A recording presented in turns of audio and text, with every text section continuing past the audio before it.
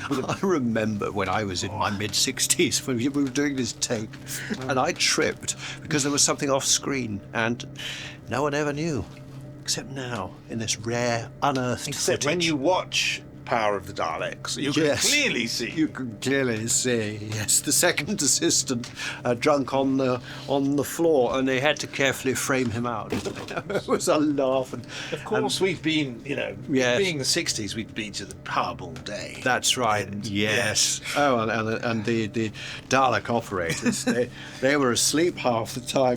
Just say action. Dear Johnny, Scotty, Marty. Yes. And, all three of them. yes. Splendid fella. They couldn't afford the costumes, and he had to operate every single one. It was quite a juggling act as he would come out of one, go into the other. Considering how small he was. He was tiny, and of course, well, that was because of the serrated edges inside the Dalek. Do you remember? I mean, they used to say that the story was that they, at lunchtimes, everyone would forget they were in the Daleks, but it wasn't that. It was because you couldn't see him. No, he was that small. That's right. You see, when they started, they had about 40 operators, and by the end, they only had 8 because of how many had died of malnutrition. Exactly. Sad. No one missed them. It was all unions. No.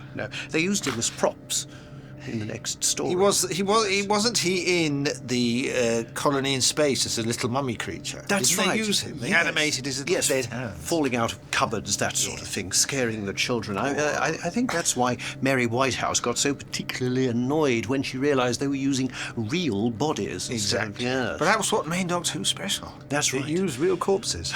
They don't make television like that anymore.